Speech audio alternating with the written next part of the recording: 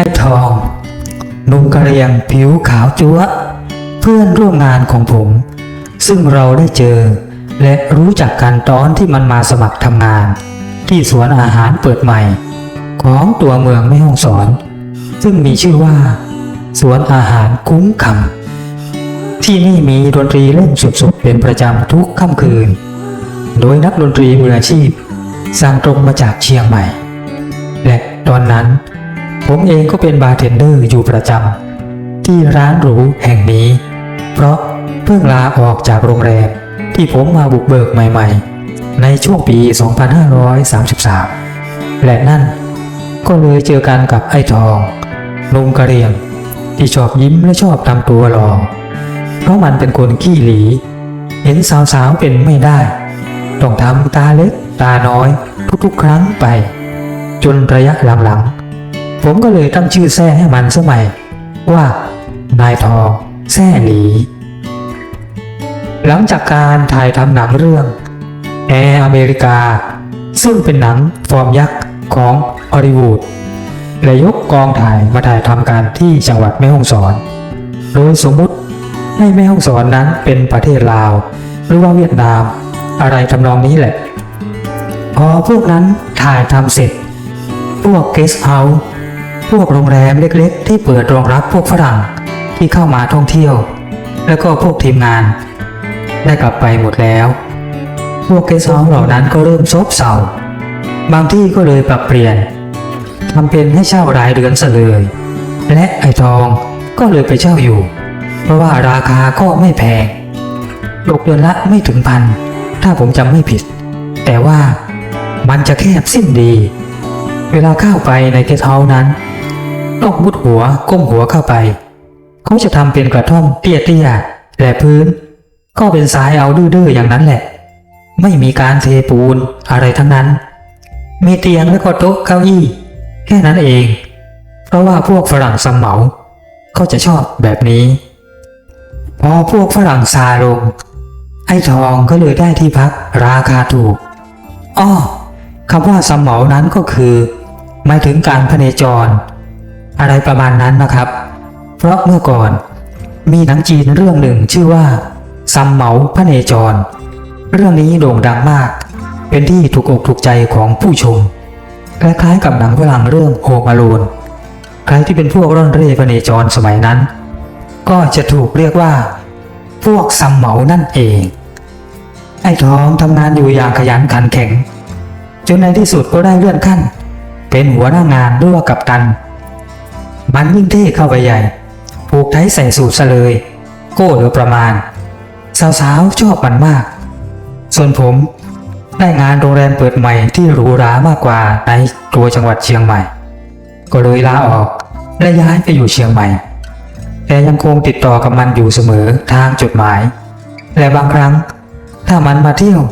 หรือว่ามาทำธุระที่เชียงใหม่มันก็จะแวะมานอนกับผมครั้งละ 2-3 วันก่อนที่จะกลับไปที่บ้านของมันที่แม่สามแลกแห่งสุขเมยแม่ฮ่องสอนแต่ไอ้ทองเคยบอกกับผมว่าพวกเขาไม่ได้เรียกว่าแม่สามแลกกันหรอกแต่เรียกกันว่าซอเลือกท่าซึ่งเป็นภาษาของพวกเขาหรือว่าเป็นภาษากะเหรี่ยงซึ่งมันเป็นชื่อของลำห้วยที่ไหลผ่านหมู่บ้านและวันที่เป็นจุดเริ่มต้นของเรื่องราวอันน่าตื่นเต้นที่ผมกำลังจะเล่านั้นก็คือวันหนึ่งราวช่วงปี 2534 หรือว่าต้นปี 35 นี่แหละไอ้ทองได้ลาออกจากงานสวนอาหารแล้วและกลับไปอยู่บ้านและคงจะคิดถึงเพื่อนฝูงเก่าๆก็เลยแวะมาหาผมเช่นเคยที่เชียงใหม่มันชวนผมและเชิดเพื่อนอีกคนของผมให้ไปเที่ยวและค้างคืนที่บ้านของมันที่แม่สามแลกบ้างเพราะว่ามันบอกว่าบรรยากาศดีจนผมเองนั้นเคลิบเคลิ้มกับคำพูดของมันตอบตกลงมันไปแต่ว่า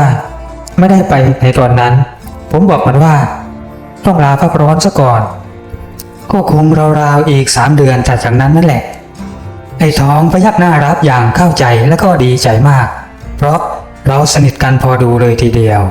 รวมถึงเชิดด้วยที่ถึงแม้จะเพิ่งรู้จักกับไอ้ทองแ แต่ว่าก็เข้ากันได้ดีอย่างรวดเร็วเพราะว่าเชิดกับไอ้ทองนั้นมีนิสัยคล้ายๆกันนั่นเอง3 เดือนต่อมาหลังจากจัดการลางานเรียบร้อยผมกับเชิดก็จดหมายถึงไอ้ทองให้มารอรับตามเวลาที่กำหนดที่ท่ารถแม่สายเรียงผมจับรถของบริษัทเปรมประชาขนส่งที่วิ่งไปมาระหว่างแม่ฮ่องสอนกับเชียงใหม่รถวิ่งผ่านฮอดแล้วมาถึงแม่สายเรียงช่วงบ่ายแก่ๆพวกเราลงจากรถที่ท่ารถแม่สายเรียงซึ่งก็ยังพอมีผู้คนให้คึกคักตลอดเวลาในสมัยนั้นคนที่มารอรถผสมผสานปนเปกันไปทั้งไทยกะเหรี่ยงและชาวเขาเผ่าต่างๆซึ่งบางคนก็นำเอาสินค้าของแปลกๆอย่างพวกของป่ามาขายไอ้ทองยืนตะโกนโวกเวกและตรงรี่เข้ามาหาเราอย่างดีใจพวกเราใช้เวลาทักทายกันอยู่ครู่หนึ่งแล้วก็ตัดสินใจเหมารถ2 แถวเก่าๆสีเหลืองๆคันหนึ่งเพื่อที่จะเข้าไปแม่สามแลบเลยเพราะเรามาถึงที่แม่เสลียงผิดเวลาไม่มีรถที่จะเข้าไปแล้วยังดีที่ช่วงนี้เป็นหน้าแล้งถ้าเป็นหน้าฝนยิ่งหารถลำบากผมมองเห็นรถ2 แถวเหลืองที่ทำหลังคาซ้อนยื่นไปข้างหน้าใจผมก็นึกถึงรถ2 แถวสายแม่ริมเชียงใหม่ทันทีเพราะมันเหมือนกันรถคันนั้นที่คนขับกับไอ้ทองพอจะรู้จักกันพาเราออกจากแม่เสลียง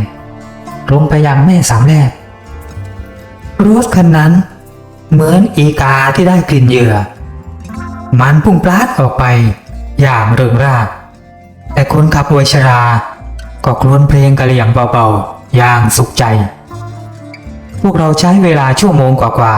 ๆรถก็พาพวกเรามาถึงจุดหมายและไอ้ทองก็พาพวกเราลงไปยังบ้านของมันที่อยู่ห่างจากชุมชนเกือบ2 กิโลเลยทีเดียวเราเดินกันไปเรื่อยๆไอ้ทองบอกว่าเมื่อวานเย็นนั้นมันไปหาจับปลามาเตรียมไว้ให้เราโดยเฉพาะและได้มา1 ตัวได้มาตัวเดียวมันจะพอเลยวะเชิดพูดพอสิเพื่อนตัวมันใหญ่ใช้ได้เลยแหละไอ้ทองบอกปลาอะไรวะทองผมถามปลาแคะเราเรียกมันว่าปลาแคะมันบอกมันก็จะมีอยู่แถบบ้านข้านี่แหละแถวแม่เมยแล้วก็สารวินรสชาติมันดีกว่าเพื่อนเองจะติดใจมันบอกแล้วก็โมนิดๆผมยักหน้าให้มันอย่างขอบใจที่อุตส่าห์ไปจับหาปลามาแต่ว่าเมื่อไปถึงบ้านของมันที่ซ่อนตัวอยู่ในดงไม้ไม่ไกลจากฝั่งน้ำแล้วพอพวกเรามองเห็นปลาแคะผมเองถึงกับสะดุ้งเพราะว่าที่ไอ้ทองจับมาที่มันบอกว่าตัวเดียวนั้นตัวมันใหญ่ไม่ใช่เล่นๆราวๆเกือบ10 กิโลเลยทีเดียวและเมื่อมองไปที่ปากของมันมองเห็นฟันที่แหลมยาวเปียบหน้าสยดสยองคล้ายๆปลาฉลามเล่นเอาผมหายอยากไปเลยทีเดียวเป็นยังไงบ้างเพื่อนมันของข้าน่ะไอ้ทองถามยอดเยี่ยมมากๆเพื่อนสวยและก็บริสุทธิ์จริงๆนึกถึงบ้านน้ำเพียงดินที่ข้าเคยไปอยู่พักหนึ่งมันคล้ายๆกันเงียบสงบแต่ว่าที่น้ำเพียงดินมันติดกับแม่น้ำปายแต่ว่าที่บ้านของเองนี่มันติดสารวินข้าชักจะติดใจที่นี่แล้วว่ะผมตอบมันและเชิดก็พยักหน้าอย่างเห็นด้วยแต่ว่าสายตาของเขาสอดสายมองหาสาวๆกะเหรี่ยงอย่างไม่ให้คลาดสายตาพวกเองน่ะติดใจบรรยากาศตรงนี้แต่ว่าถ้าเองไปเห็นที่กอเซโรแล้วก็เองจะหลงรักเลยเชียวแหละไอ้ทองบอกกอเซโรมันคืออะไรวะผมถามก็มันก็เป็นชื่อหมู่บ้านนี่แหละแต่ว่าวิวบนดอยเตี้ยๆนั้นน่ะมันสวยมากทีเดียวเลยเพื่อนสายหมอกนี่เต็มไปหมดเอาล่ะแล้วพรุ่งนี้ข้าจะพาไปแต่ว่าเราจะไปทางลัดกันนะจะได้ถึงไวหน่อย ทางลัดมันไปทางไหนวะเพื่อนเชิดถามก็ไปทางเรือยังไงล่ะไม่ต้องไต่เขาไต่ดอยให้ไกลแต่ว่าพอขึ้นจากเรือเราก็ต้องเดินต่ออีกสักหน่อยราว7-8 กิโลแต่ว่าเดี๋ยวข้าจะให้มีม้ามารับนะมันบอกพวกเราได้เลยเพื่อนไปไหนก็ได้ทั้งนั้นว่าแต่เองน่ะว่างหรือผมถามมันอย่างเกรงใจว่างข้าว่างมาเป็นเดือนแล้วนี่กะว่าพอพวกเองกลับข้าก็จะไปด้วยแต่หางานที่เชียงใหม่จะลองทำดูสักพักแถวนั้นน่ะมันบอกอันก็ดีสิเพื่อนพวกเราบอกมันด้วยความดีใจที่มันจะได้ไปอยู่กับพวกเราอีกครั้งและอีก2 วันพวกเราก็ได้เลิกออกไปเที่ยวชมทะเลหมอกที่เกาะเซโลที่ไอ้ทองคุยนักคุยหนาว่าสวยมากและแม้แต่แม่จังน้องสาวคนสวยของมันก็ยืนยันเสียงหนักแน่นว่าสวยนั่นยิ่งทำให้เราอยากจะเห็นยิ่งขึ้นพวกเราล่องเรือจากแม่สามแลบมาเรื่อยๆได้สักพักคนขับเรือก็บอกให้เตรียมตัวขึ้นฝั่งณสถานที่แห่งหนึ่งมองดูคล้ายๆเป็นท่าเรือเก่าๆเล็กๆแต่ว่าคงไม่ค่อยได้ใช้ได้ที่ตรงนั้นม้าแกลบ3 ตัวได้มารอพวกเราอยู่แล้วโดยมีลุงของไอ้ทองเป็นหัวหน้ากลุ่มนำมาไอ้ทองทักทายลุงแล้วก็ญาติของมันอยู่สักพักก็จูงม้า2 ตัวมาที่ผมเดี๋ยวเอง2 คนขี่ไปคนละตัวนะใช่ให้มันเดินเอาก็ได้ไม่ต้องวิ่งถ้าขี่ไม่เป็นน่ะไม่ต้องกลัวม้าที่มันเชื่องเดี๋ยวข้าจะเดินนำเองอ้าวแล้วลุงเองล่ะผมถามไม่ต้องห่วงแกกลับเองได้แกอยู่แถวนี้แหละเพื่อนว่าแต่ว่าพวกเองน่ะหิวกันหรือยังยังเลยแต่ว่าข้าอยากจะกินกาแฟร้อนๆว่ะก็ถ้างั้นก็กินกาแฟกันก่อนลุงข้าเตรียมมาให้แล้วพวกเราต้มน้ำอย่างเดียวมันบอกยิ้มและขมีขมันจัดการหาก้อนหินมา3 ก้อนเอามาทำเป็นก้อนเศร้าเพื่อที่จะก่อไฟต้มน้ำด้วยกาน้ำเก่าๆที่ลุงของมันนำเตรียมมาให้ทันทีแต่หลังจากที่เรา3 คนจัดการกับกาแฟดำร้อนๆกับบรรยากาศแบบเรียบง่ายการเดินทางที่ผมเองก็คาดไม่ถึงว่าจะเกิดขึ้นกับพวกเรามันก็ได้เริ่มต้นขึ้นแล้วอย่างน่าพิศวงและชวนระทึกใจม้าแกลบ3 ตัวพาพวกเราไต่ระดับขึ้นเนินสูงๆต่ำๆอันเป็นเส้นทางลัดที่ชาวบ้านใช้เดินกันเป็นประจำซึ่งจะมาได้เฉพาะการเดินเท้าและก็ม้าเท่านั้นเพราะเมื่อเกือบ40 ปีที่แล้วถ้าจะใช้รถยนต์ขึ้นต้องไปอีกทางหนึ่งแต่ต้องเป็นรถ4 wheelเพียงอย่างเดียวไม่เหมือนตอนนี้ที่การเดินทางค่อนข้างสะดวกสบายมากมายแต่แน่นอนว่ามนต์ขลัง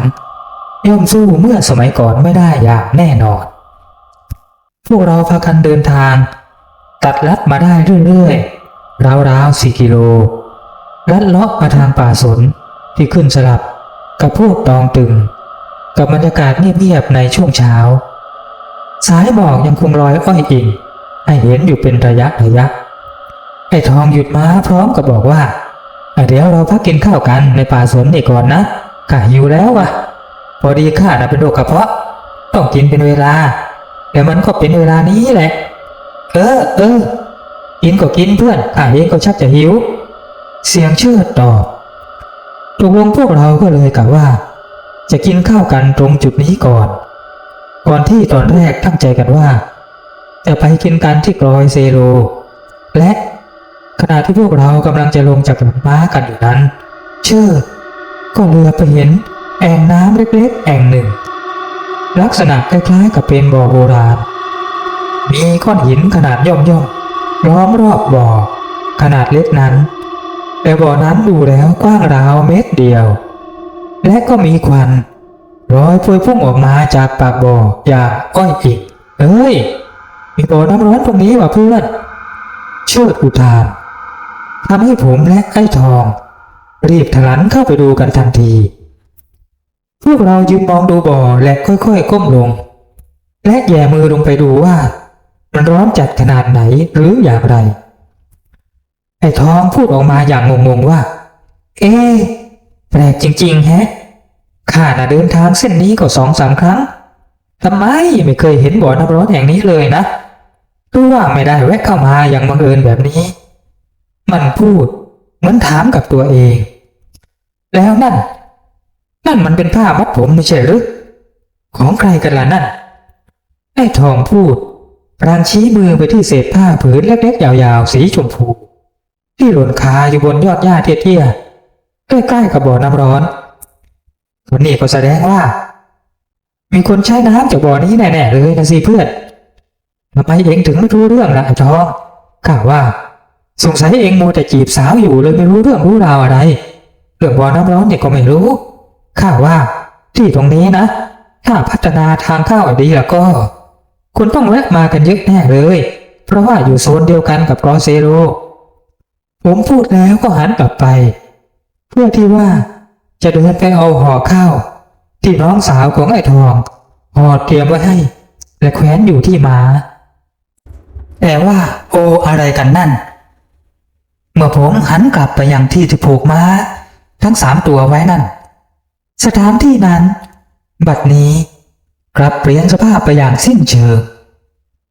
ไม่มีม้าทั้ง3 ตัวไม่มีป่าสนไม่มีทางเดินเล็กๆแคบๆแต่ว่ากลับเป็นทุ่งนากว้างสุดลูกหูลูกตาแต่มันยาวไปจรดเนินดอยเตี้ยๆที่ผมไม่เคยผ่านตามาก่อนเลย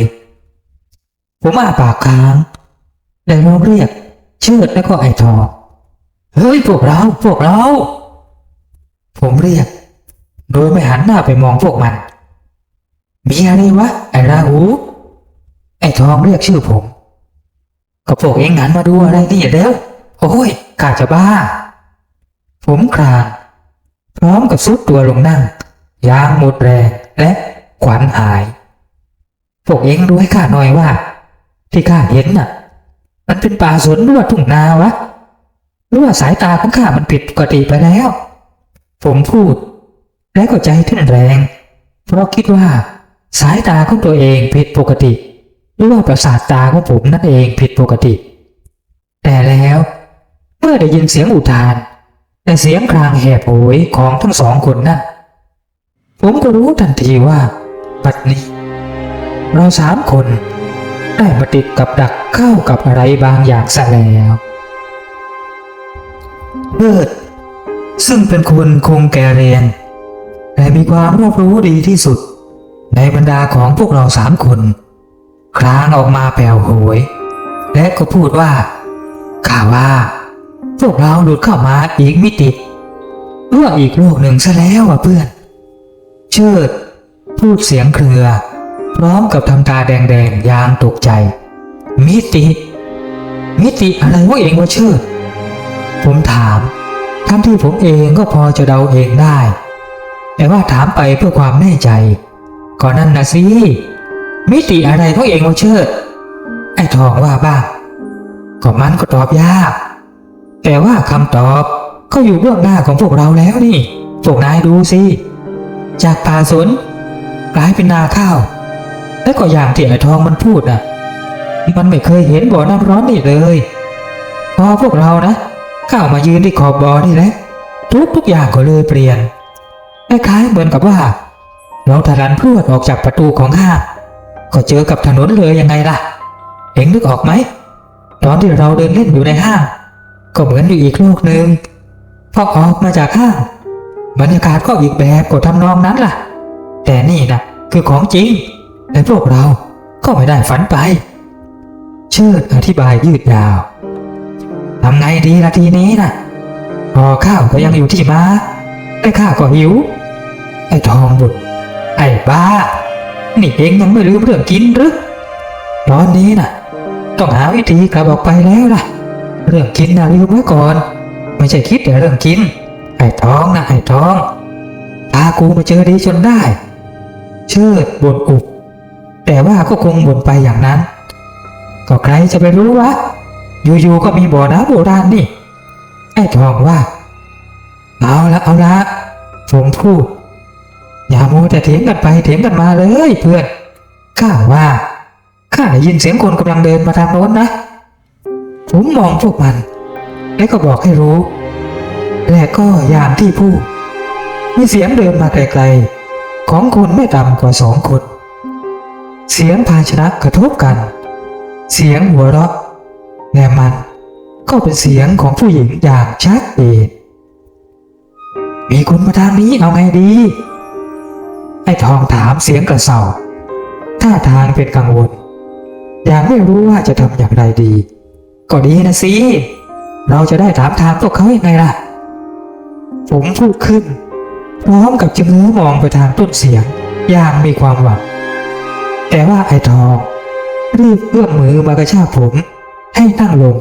พรางกระซิบว่าอย่าเพิ่งออกไปรอดูก่อนว่าพวกเขาเป็นอย่างไรเดี๋ยวถ้าพวกเขาไม่เป็นมิตรแล้วก็เราจะแย่นะมันเตือนแต่ผมก็ฉุกคิดขึ้นมาได้และเห็นด้วยอย่างที่มันบอกพวกเรา3 คนรีบหลบเข้าหาที่กำบังแถวนั้นทันทีและแอบจ้องมองไปยังเจ้าของเสียงที่กำลังเดินโผล่ออกมาจากเนินเล็กๆร่างของผู้หญิงรูปร่างใหญ่3 คนที่กำลังเดินตรงมาที่บ่อน้ำพุร้อนนั่นเมื่อใกล้เข้ามาจนอยู่ในระยะสายตาแบบชัดๆแล้วพวกเราทั้ง3ต่างก็ต้องตกตะลึงและขนลุกเกลียวขึ้นมาทันทีก็ในเมื่อสตรีทั้ง3 คนนั่นรูปร่างสูงใหญ่ความสูงประมาณเกือบ2 เมตรเห็นจะได้เลยทีเดียวและรูปร่างหนาท้วมแต่ว่าใบหน้าของพวกเธอนั้นสวยงามสะพรั่งเหลือเกินแต่เมื่อพวกเราก็ไม่มองอย่างถนัดถนีแล้วใบหน้าของเธอทั้ง3นั้นที่ริมฝีปาก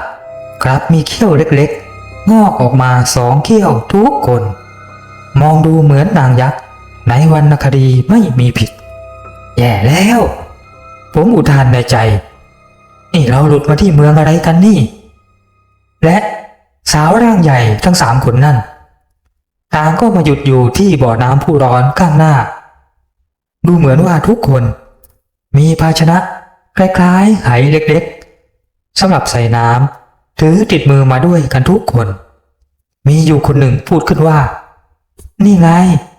ผ้าคาดผมของฉันตกอยู่ตรงนี้นี่เองเธอพูดขึ้นแล้วเดินตรงเข้าไปเก็บผ้าสีชมพูพื้นที่ตกอยู่บนยอดหญ้านั่นในขณะที่อีก2 คนก็ตักน้ำขึ้นมาจากบ่อสตรีที่เก็บผ้านั้นทำจมูกฟุดฟิตเหมือนกับว่าได้กลิ่นอะไรบางอย่างเธอพูดกับเพื่อนๆว่าฉันว่าฉันได้กลิ่นแปลกๆของอะไรสักอย่างติดอยู่ที่ผ้านี่หรือว่าอยู่รอบๆนี่แหละพวกเธอได้กลิ่นกันไหมไหนอีก2 คนถามขึ้น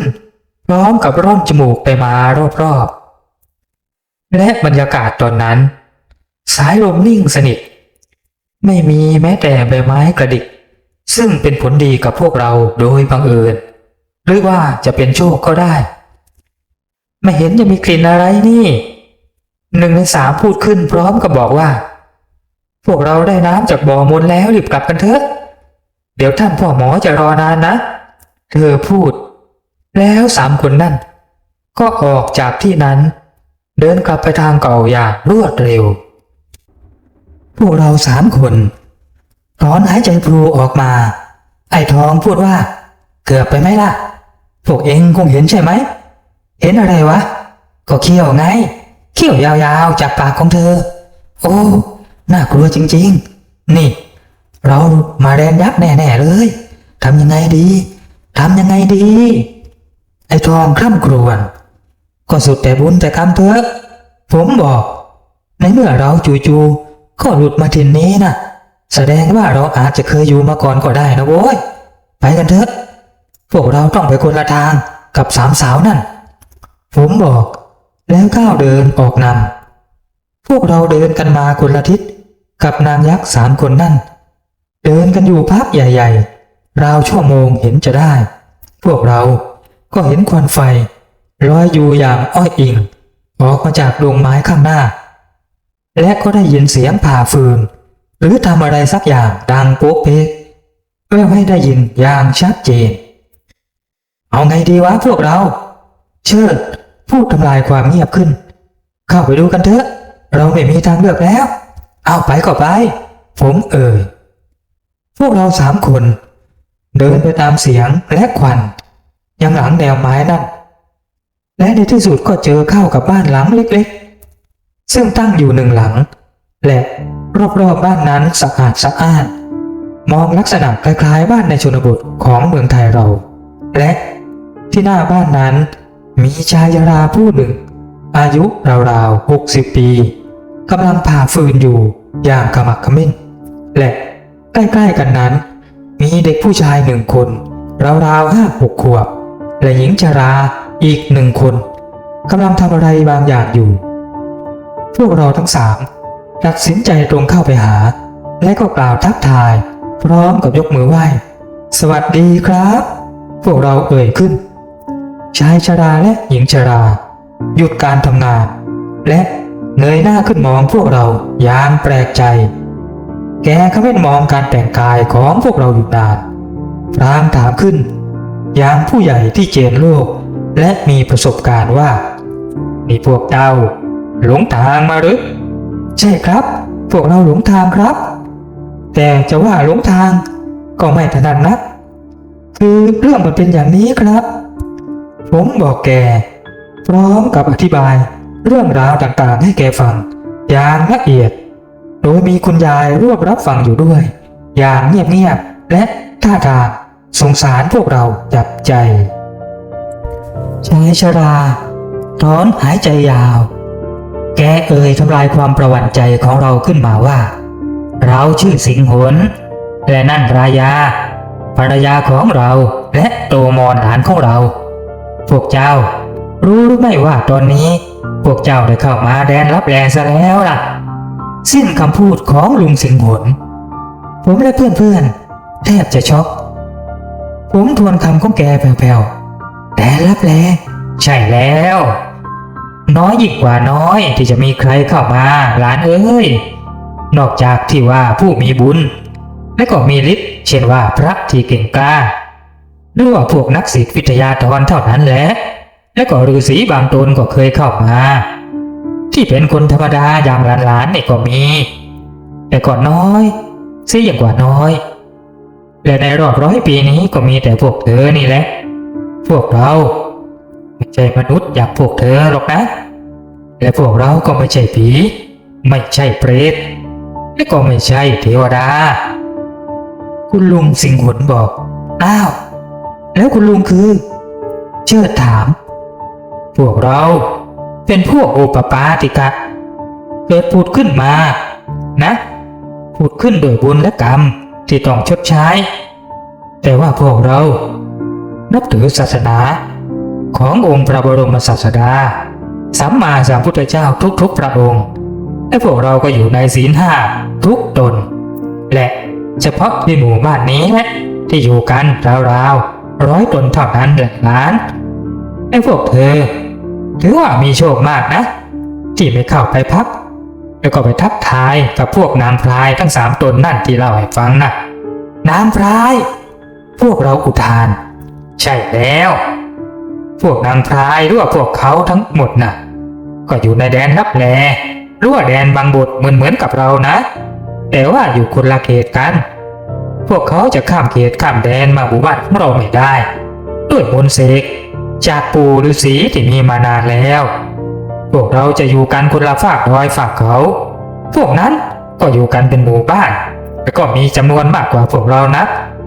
แต่ว่าพวกเขาน่ะกินของขาวกินสัตว์เป็นๆและก่อนนั้นเลยบอกที่พวกเธอบอกกับฉันน่ะก็คงจะช่วยให้พวกของนางมีความสาวอยู่เสมอยังไงล่ะนี่นะถ้าพวกนางเจอพวกเธอลุงคิดว่าพวกนางคงจะจับพวกเธอเป็นผัว7 ราตรีแล้วก็คงจะกินพวกเธอซะหลังจากนั้น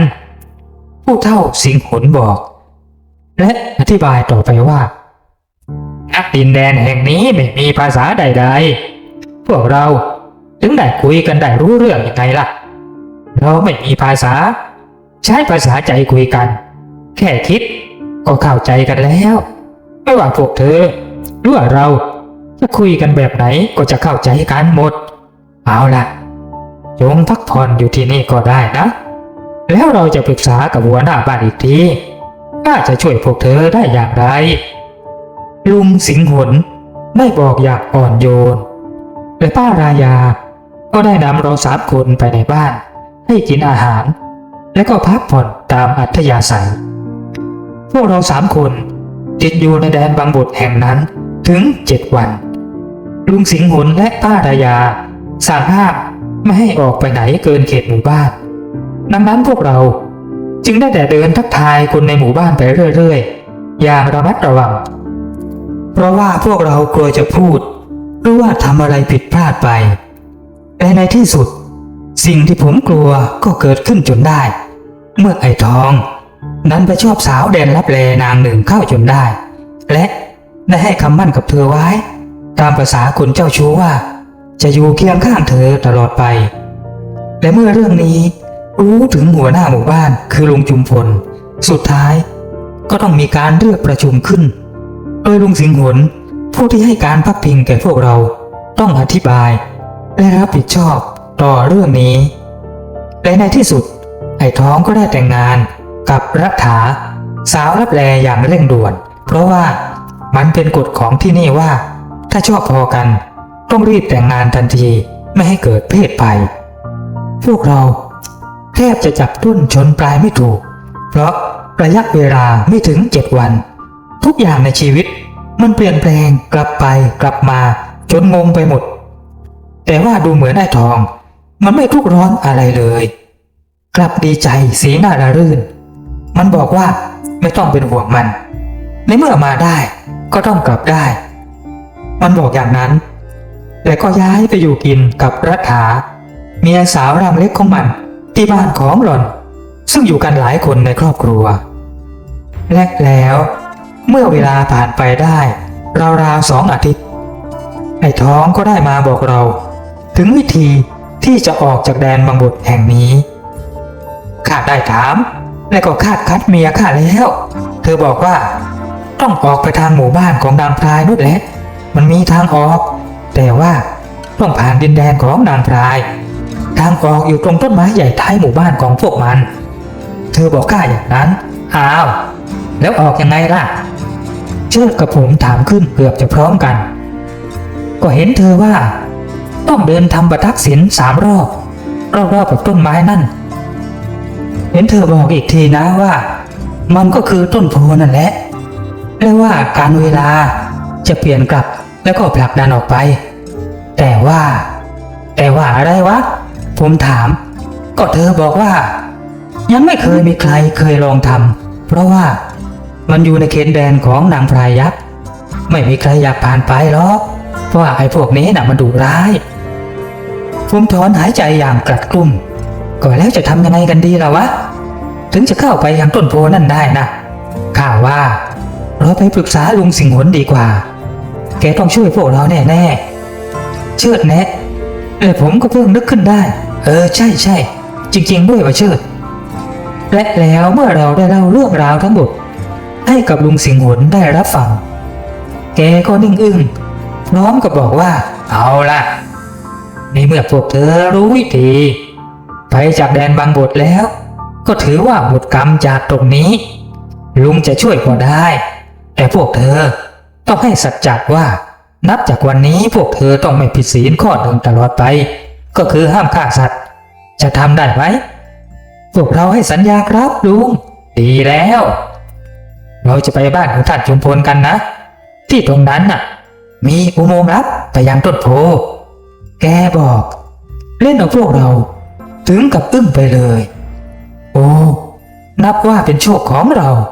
และต้องขอบคุณความเจ้าชู้ของไอ้ทองที่ช่วยให้เราได้พบกับทางสว่างและเย็นย่ำของอีกวันก็เป็นวันอำลาของพวกเราที่หวังกันว่า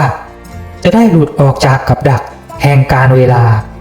เมื่อลุงจุมพลและลุงสิงหนได้นำพาพวกเรา ไปทางอุโมงค์ขนาดกลางซึ่งแกบอกว่ามันได้ทำขึ้นมานับร้อยนับพันปีแล้วและคนที่เป็นผู้อาวุโสและผู้นำเท่านั้นที่จะรู้จักอุโมงค์แห่งนี้และโดยปกติถ้าคนอื่นๆรู้ก็ไม่มีใครสนใจอยากจะออกไปจากที่แห่งนี้อยู่แล้วเพราะพวกเขาคิดว่าไม่รู้จะออกไปทำไมและเพื่ออะไรคณะของเรา3 คนและมีรัฐาเมียของทองที่ได้ตามมาส่งด้วยต่างก็พากันเดินมาตามทางในอุโมงค์กันอย่างเงียบๆพวกเราใจเต้นตุบๆตับๆและก็ใจหายเมื่อนึกว่าจะต้องลาจากเพื่อนผู้แสนดีแห่งเมืองที่เราไม่นึกว่าจะได้มาพบและเจอด้วยตัวเองเราเดินกันมาราวๆ15 นาทีเห็นจะได้ลุงจุมพลก็ส่งสัญญาณให้หยุดแล้วแกก็โผล่ขึ้นไปสำรวจเป็นคนแรกก่อนจะร้องบอกให้เราทยอยกันออกมาเอาล่ะรีบออกมาก่อนที่พวกพรายยักษ์จะได้กลิ่นแกบอกเสียงเร่งเร้าแต่เมื่อพวกเรารวมทั้งรัฐาออกมาจากประตูลับถึงได้รู้ว่าทางออกก็อยู่ใกล้ๆกับต้นโพแต่ว่าเป็นช่องประตูลับที่อยู่ในเนินดินห่างจากต้นโพราวๆ30 เมตรแค่นั้นและที่ประตูนั่นมีสลักเปิดปิดถึง2 ประตูเลยทีเดียวเอาล่ะเรามาส่งพวกเธอได้แค่นี้ล่ะที่มาพบเจอกันถือว่าบุญหนุนนำนะลุงสิงห์หนพูดเสียงเครือเพราะระยะเวลาที่อยู่ร่วมกันแกรู้สึกผูกพันกับเราทั้ง3มากเหมือนกับเป็นลูกเป็นหลานลุงมีของฝากที่ระลึกจากป้ารายาฝากให้กับพวกเธอด้วยนะเอาไว้ใช้เวลาจำเป็นแกพูดพร้อมกับยื่นห่อของขนาดย่อมๆที่สะพายบามาตลอดให้กับผมเอาไปทั้งห่อนี่แหละแล้วก็เอาไปแบ่งกันนะครับลุงผมรับของมาและสะพายไว้พร้อมกับยกมือไหว้ในใจคิดว่าคงจะเป็นห่อข้าวเอาไว้ให้กินกลางทางแน่ๆพร้อมกับนึกถึงใบหน้าของป้ารายาผู้อารีไปเลยรีบทำประทักษิณ3 รอบเลยนะว่าพวกพรายยักษ์มันเริ่มได้กลิ่นแล้วล่ะเสียงลุงจุมพลดังขึ้นเร่งร้าวให้พวกเรารีบจับมือเป็นวงกลมล้อมรอบต้นโพแล้วเดินเวียนไปรอบๆ1 รอบเสียงลุงสิงห์หนบอก2 รอบเสียงลุงจุมพลบอกและเมื่อเราเวียนมาถึงรอบที่3รัฐาก็กระโดดพรวดเข้ามาอยู่ในวงและก็ตะโกนว่า3 รอบสิ้นคำว่า3 รอบนั้นปรากฏการณ์พิสดารก็เกิดขึ้นบังเกิดลมพัดปู้เหนือยอดโพใบไม้ร่วงพลูและต้นไม้ก็สั่นเกลียวโดนมือยักษ์จับกระชากพวกเรารวมทั้งรัฐาต่างก็รู้สึกเหมือนที่โคนต้นโพนั่นมีแรงดึงดูดอย่างมากมายมหาศาลดึงให้พวกเราเข้าไปหาอย่างต้านทานไม่ได้เลยและในเวลาเดียวกันนั้นก็ปรากฏกลุ่มพรายยักษ์หลายตนวิ่งเร่งรุดตรงมาจากในหมู่บ้านและตรงมาที่ท้ายบ้านที่มีต้นโพอย่างรวดเร็วและดูเหมือนพวกมันจะเห็นเหตุการณ์ประหลาดนี้เช่นกันจับมือกันไว้จับมือกันไว้ลุงสิงห์หนตะโกนแข่งกับเสียงลมพวกเราต้องรีบไปแล้วพวกยักษ์มาแล้วนะลุงสิงห์หนและลุงจุมพลตะโกนบอกก่อนจะค่อยๆคลานย่อตัวแอบเข้าไปยังทางเก่าแต่ว่ายังคงโผล่หน้าออกมาดูพวกเราอยู่หยุดเดี๋ยวนี้พวกเจ้าบุกรุกพวกเจ้าบุกรุกมีเสียงตะโกนออกมาอย่างเดือดดาลเสียงวิ่งแต่เสียงคำรามเหมือนกับเสียงของเสือไม่มีผิดแต่ช้าไปแล้วร่างของคน4 คนอาจมีรัฐาด้วยแต่โดนแรงดึงดูดอย่างมากมายมหาศาลแรงนั้นดูดเข้าไปแนบกับต้นโพประหลาดต้นใหญ่นั่นแต่ก็ฝังตัวของคนทั้งหมดหายเข้าไปในต้นโพทั้ง4 คนทันทีท่ามกลางสายตาของพรายยักษ์และลุงสิงห์หนกับลุงจุมพลทั้งลุงจุมพลและลุงสิงห์หนถอนหายใจยาวออกมาก่อนจะค่อยๆพลุกหายเข้าไป ในอุโมงค์ในขณะที่ผมและอีก3 คนได้หลุดกระเด็นออกมานอนแผ่อยู่ณสถานที่แห่งหนึ่งท่ามกลางความมืดมีเพียงแสงจากดวงดาวที่พราวพร่างระยิบระยับอยู่เต็มท้องฟ้าไอ้ทองกุมมือระถาที่ดูตื่นอยู่มันมองไปรอบๆก่อนจะอุทานออกมาว่ากรอเซโรกรอเซโรอะนี่เราหลุดมาอยู่ที่กรอเซโรเหมือนเดิมหรือผมถามใช่แล้วแต่ว่าอยู่บนดอยอยู่บนยอดเลยทีเดียวล่ะนั่นดูข้างล่างสิดูเหมือนจะเป็นเต็นท์ของนักท่องเที่ยวนี่พวกเราเดินลงเข้าไปหาพวกเขาดีไหมวะก็ดีเราไปกันเถอะเชิดพูดแล้วเชิดก็เดินตามหน้าตรงไปยังเต็นท์หลังแรกเมื่อเราลงไปถึงแล้วพวกเราก็ทักทายว่าสวัสดีเชิดเป็นคนตะโกน2-3 ครั้งและมีคนในเต็นท์และเต็นท์ข้างๆที่ยังไม่นอนออกมาดูพวกเราตามเสียงทักทายสวัสดีครับพวกเราหลงทางมานิดหน่อยไอ้ทองว่าที่นี่คือกรอเซโรใช่ไหมมันถามด้วยความแน่ใจเพราะว่าดูสภาพแวดล้อมนั้นมันแปลกๆไปไม่เหมือน10 วันที่แล้วใช่แล้วครับลุงว่าแต่ว่าลุงมายังไงนี่ดูแปลกๆชายหนุ่มท่าทางเคร่งขรึมถามขึ้นเราแค่อยากจะรู้ว่าตอนนี้น่ะเป็นวันที่เท่าไรแล้วก็พศอะไรเพราะว่ามันดูแปลกๆครับผมถามขึ้นบ้างทำเอาพวกในเต็นท์หลายคนมองหน้าพวกเราอย่างไม่ไว้ใจยังดีที่มีรัฐามาด้วยทำให้พวกเขายังพอยืนคุยกับเราอยู่ได้แต่ว่าการแต่งกายของรัฐานั้นก็ดูแปลกและเชยสิ้นดีพวกคุณมาจากไหนกันนี่เป็นคนไทยหรือเปล่าหรือว่าเป็นพม่าพวกเพื่อนๆของผมน่ะเป็นคนไทยแต่ผมน่ะเป็นกะเหรี่ยงก็อยู่ที่แม่สามแลบนี่แหละแต่ว่าเราหลงทางไอ้ทองบอกและนั่นยิ่งทำให้พวกนั้นยิ่งงงและสงสัยมากขึ้นคุณอยู่ที่แม่สามแลบแต่บอกว่าหลงทาง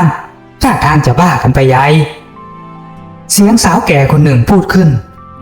ถ้าอย่างนั้นเรียกทหารที่เฝ้าอยู่ตรงนี้ดีกว่ามั้งพ่อเธอเอ่ยขึ้นกับสามีผมเลยต้องรีบพูดขึ้นว่าคงจะเป็นการเข้าใจผิดแน่ๆครับพวกเราเป็นคนไทยและก็เราหลงทางจริงๆครับเอาล่ะแค่บอกพวกผมมาว่าวันนี้นะวันที่เท่าไรก็พอครับแล้วพวกเราก็จะไปจากที่นี่กันเลยผมรีบบอกก่อนนี่นะมันเป็นปีพศ2557เป็นวันที่1 มกราคมเป็นวันปีใหม่สิ้นคำว่า2557ผมและเพื่อนๆตัวชาว่าใช่แล้วเมื่อไม่กี่วันก่อนผมและเชิดพุ่งมาจากเชียงใหม่เรามาหามันคือไอ้ทองมันก็คือเดือนกุมภาพันธ์ปี2535แต่ว่าตอนนี้เป็นปี2557โอ้พระเจ้าเวลาแค่ไม่กี่วันในเมืองบางบดหรือว่าเมืองลับแลปัจจุบันมันผ่านไปร่วม20 ปีทีเดียวเชียวหรือนี่กูว่าแล้วเสียงเชิดผู้คงแก่เรียนพูดขึ้นท่ามกลางความเงียบและสับสนของพวกเรากูว่าแล้วว่ามันต้องเป็นแบบนี้ไปเถอะลงจากดอยกันก่อนเชิดบอกและนักท่องเที่ยวก็ตะโกนถามพวกเราว่าพวกลุงมาจากไหนกันเรามาจากเมืองบางบดพี่ทองตอบแต่มันทำให้พวกนั้นยิ่งนิ่งอึ้งคนบ้านะมีเสียงดังแว่วๆให้พวกเราได้ยินดังมาทางฟากเขาทางนั้นก็คงจากพวกนั้นนั่นแหละแต่เสียงนั้นก็ลอยมาตามลม